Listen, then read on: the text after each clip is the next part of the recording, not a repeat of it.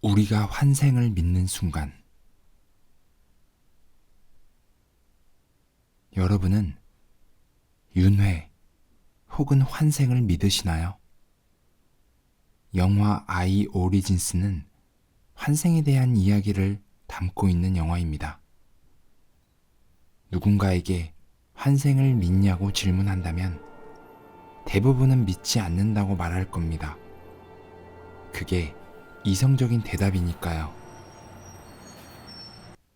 하지만 소중한 누군가를 잃었을 때 다시 질문을 한다면 많은 사람들이 믿는다고 대답할 겁니다. 이유는 간단합니다.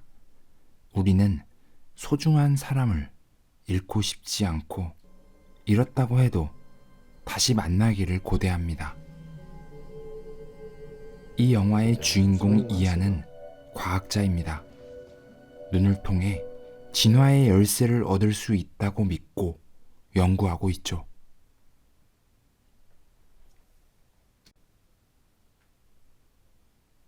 그가 사랑하게 되는 여인 소피는 모순적이게도 종교적이며 과학 이면에 있는 세상을 믿습니다.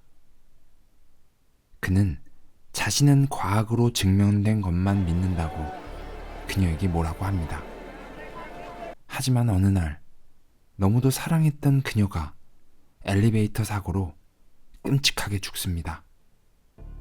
시간이 흐르고 함께 홍채를 연구하던 카렌과 결혼하게 되고 아이도 낳습니다. 그들이 연구하던 홍채 인식은 상용화되었고 아이의 눈을 스캔한 순간 엉뚱한 흑인 할아버지가 검색이 됩니다.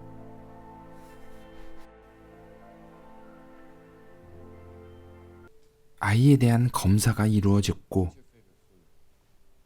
아이에게 흑인 할아버지의 아내 사진을 보여주자 울음을 터뜨리고 맙니다. 흑인 할아버지는 이미 죽었고 비슷한 시기에 이안과 카렌의 아이도 태어난 거죠. 둘 사이에는 무슨 연관이 있던 걸까요? 정말 환생이라도 한 걸까요? 이 사건을 계기로 오래전 죽은 소피의 홍채를 검색해본 이안은 인도의 한 곳에서 소피가 검색되는 것을 알게 되고 결국 인도로 가게 됩니다. 그리고 그곳에서 어렵게 만난 인도 소녀를 테스트해봤지만 무작위로 하는 것과 큰 확률적 차이가 없었습니다. 결국 그 아이를 데려다 주려고 엘리베이터 앞에 선 순간 아이는 울음을 터뜨리고 맙니다. 이안은 놀라서 아무 말도 하지 못합니다. 이 작품은 환생이라는 주제를 굉장히 아름답게 그린 작품입니다. 나는 죽으면 어디로 가는 걸까? 정말 영화의 내용처럼 기억이 사라진 채 새로운 누군가로 다시 태어날 수 있을까? 이런저런 생각을 많이 해봤습니다. 하지만 그 누구도 대답할 수 없는 답이 없는 질문입니다.